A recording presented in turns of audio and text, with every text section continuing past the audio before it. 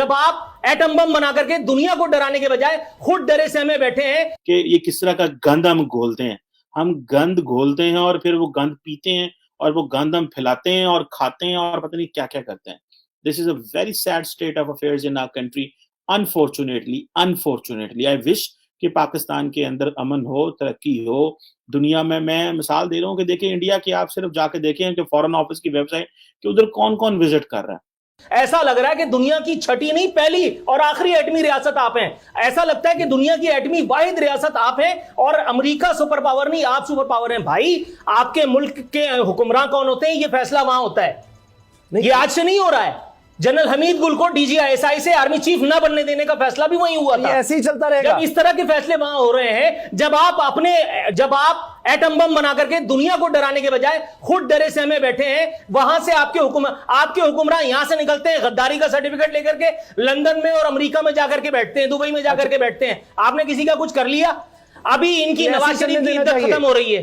अब वो आएंगे आकर के टार्जन बन करके, उनकी सारी क्लच प्लेटें सब बिल्कुल ओके टेक हो जाएंगी और आकर के वो सुपरमैन की तरह ची गुवेरा बन करके यहां इमरान खान के लत्ते लेंगे, कुछ कर लेंगे। आप भाई मुदाखलत बंद करनी है तो अपने आप को अंदर से स्ट्रॉन्ग करना पड़ेगा। दुनिया तो तरक्की कर रही है, काम कर रही है, मेहनत कर रही है, भागदौड़ कर रही है और आसमान कह रहा हूँ जो है वो चांद पे जा रही है और कह रहे हैं स्पेस पे जा रही है और हम जो है वो यहाँ पे बैठे हुए हैं और बातें कर रहे हैं कि नहीं फलां मुल्क ने हमारे मुल्क में कुछ भी नहीं किया।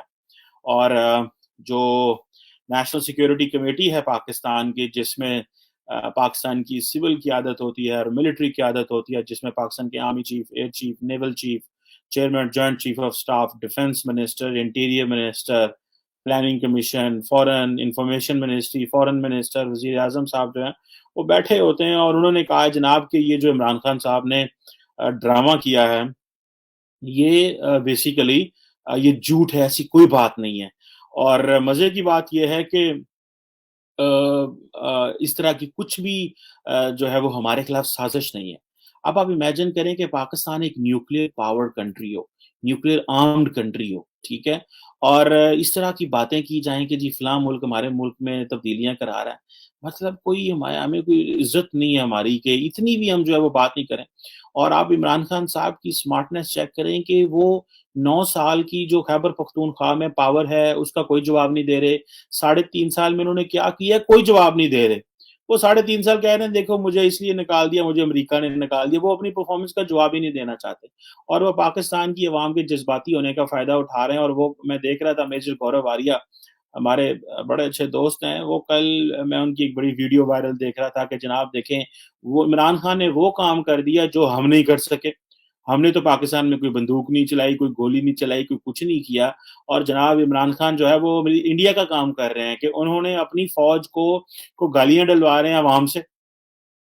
और बात तो सही है, ये इस बात को मैं कैसे डिनाई कर सकता हूँ कि पाकिस्तान की जो अवाम है उसने अपनी फौज के खिलाफ ही हो गई। और क्योंकि इमरान खान साहब जो है वो उन्होंने एक माहौल इस तरह का बना दिया। आपके मुल्क की खुद मुख्तारी किधर झक मार रही थी जिस वक्त उसामा को एबटाबाद ऑपरेशन में लिटा दिया था? ओ भाई रहने दो यार, ये खुद मुख्तारी का चूरन। इमरान खान को आप उठा करके मुल्क के आला तरीन ओहदे पर बिठा दो।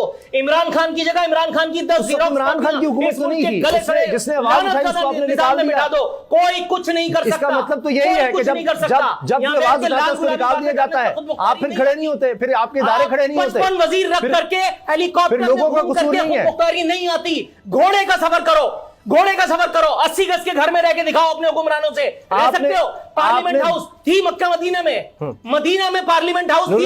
आप मुझे बताइए, सवाल किया उसका जवाब तो सुनिए ना। चूरन बेच रहे हैं। वो दोनों वाकयात में जो लोग थे वो अब फिर हुकूमत में आ गए हैं और वो निकल चुका है जिसने कहा कि नहीं होने दूंगा ये मुदाखलत। तो फिर ये हाल है, या तो फिर उसके साथ खड़े इंटेलेक्चुअल। मुझे खुदाए वाहिद की इज्जत और आबरू की कसम खा करके कह रहा हूं, एक मर्तबा कोई और ऐसा वाकया होता, इमरान खान सीट पे होता, मैं अपनी मूंछ मुड़ा देता अगर इमरान खान कुछ कर देता। ओ भाई को खुदा का खौफ करो, कोई खुदा का खौफ करो, कोई कुछ नहीं कर सकता। उनके दिए पे पल रहे हैं, उनके दिए पे पल रहे हैं। शहबाज शरीफ ने जब बोल दिया तो वो बुरा लगने लगा। चले अब आप पहले मूंछ रखें और उसके बाद फिर हम इस बारे में बात करेंगे। आपने तो कहा कि मूंछ कटवा दूंगा, आपने तो पहले क्लीन शेव कर ली हुई है। अच्छा नज़ीर लगारी साहब, ये तो एक हम एक बहरान से निकलते हैं, दूसरा बहरान हमारा मुल्क से होता है। हाँ जी, आप मेरी पूछियां हैं। वो अल्लाह ताला कायम रखे जी, वो चूंकि नूर आलमी ने बात की थी इसलिए उनके लिए था। हम लोगों ने अपना क्या तमाशा बना दिया, और हम लोग इस सारे आईडी का कोई वो नहीं है। जब रियासती अदारे एक सियासी जमातों को मलाइन करने में इन्वॉल्व हों, जब उनका काम कुछ ये हो कि उन्होंने बाहर की ताकतों को जो है वो डील करना हो, लेकिन वो सारा कैपिटल इस बात पे लगाएं कि चलो नवाज शरीफ के बारे में जो है वो मीडिया में सनसनी फैलाओ, पीपल्स पार्टी के बारे में फैलाओ, मौलाना फजलुर रहमान के बारे में फैलाओ, तो फिर इस तरह की चीजें होती हैं। ये इंतहाई अनफॉर्चुनेट सी सिचुएशन में है। मैं समझता हूँ कि पाकिस्तान की बदकिस्मती है कि हमने ना कानून की इज्जत की, ना हमने आइन की इज्जत की, हमने डिक्टेटोरियल रजीम्स जो हैं वो रखे, मीडिया आज़ाद नहीं रहा, अवाम की मर्जी जो है वो नहीं आती, ऊपर इलेक्शंस मॉनिटर किए जाते हैं, इलेक्शंस जो है वो उनके जो है वो चेंज किए जाते हैं, और जो एक जो कल्चर हमने पैदा कर दिया नफरत का और एक दूसरे को, मैं तो कहता हूँ कि आप देखें ना कि कल फवाद चौधरी कह रहे थे कि इस मुल्क के अंदर सिविल वॉर हो सकती है, लोग एक दूसरे को मार सकते हैं, और वो उसकी वजह सिर्फ इमरान खान है, क्योंकि इमरान खान को आपने इतना बड़ा लीडर बना दिया और आपको पता था कि इसके साथ तो हमारा ताल्लुक खराब ही नहीं है ना, क्योंकि लेकिन अब उसको भी पता है, वो भी इसीलिए जो एस्टैब्लिशमेंट को टफ टाइम दे रहा था कि मेरे बगैर इनका गुजारा नहीं है, उन्होंने कहा भाई हमें आपका बगैर हमका गुजारा कर लेंगे। अब वो इतना ताकतवर इमरान खान को होगा कि वो उसने जो ओपिनियन बनाई है सारी दुनिया एस्टैब्लिशमेंट के खिलाफ हो गया। तो ये आप इमेजिन कर लें, जलसे में गम इतना बढ़ गया हैंडसम का कि वो जलसे में लतीफे बाकायदा सुनाते रहे, बता रहे थे कि तोहफे बेच करके उन्होंने अवाम के लिए एक सड़क बनवाई। कैन यू बिलीव उसामा, आप अपनी हंसी रोकने की नाकाम कोशिश कर रहे हैं। जनाबे वाला सुल्ताना डाकू अगर इस दौर में होता, रॉबिन हुड होता, तो एक मरतबा फिर शिद्दत गम से मर जाता कि ये कौन सा आदमी आया है कि जो चोरी कर करके लोगों के लिए सड़क बनवा रहा है। यार गजब खुदा का, मारूं घुटना और फूटे आंख।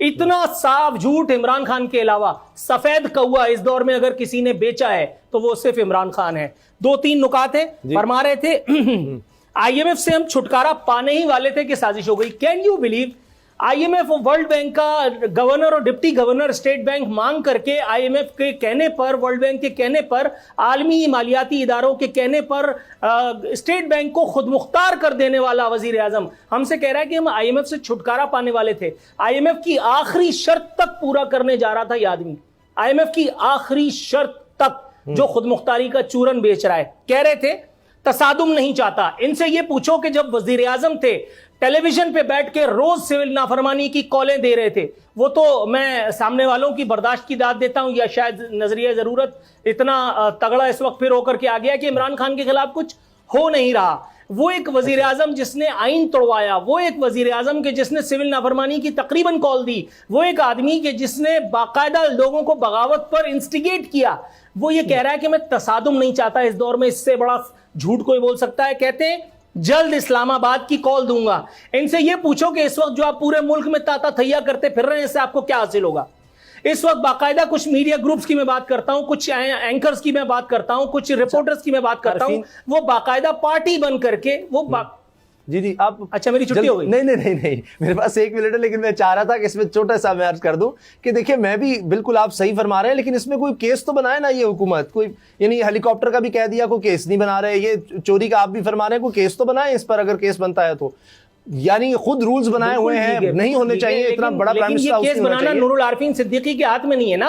ये केस बनाना अगर मेरे हाथ में होता, खुदा की कसम इस प्रोग्राम में, तो इसका मतलब है कि चोरी नहीं हुई, मैं इमरान खान को अगर किसी को पता चल जाए जुर्म हुआ है तो फिर फौरी तौर पर केस दर्ज करवाना चाहिए, और हुकूमत वक्त का ये फर्ज बनता है कि उस पर फिर करें, या तो फिर ये खुद चोर है, ये खुद पता नहीं क्या बहुत सारे बनते हैं। फर्ज तो ये भी बनता है कि लोगों को सेहत आम्मा की सहूलियात दो, फर्ज तो ये भी बनता है कि लोगों को भुखमरी से बचाओ, फर्ज तो ये भी बनता है कि लोगों को बेरोजगारी के क्राइसिस से निकालो, लोड शेडिंग के अजाब से निजात दो।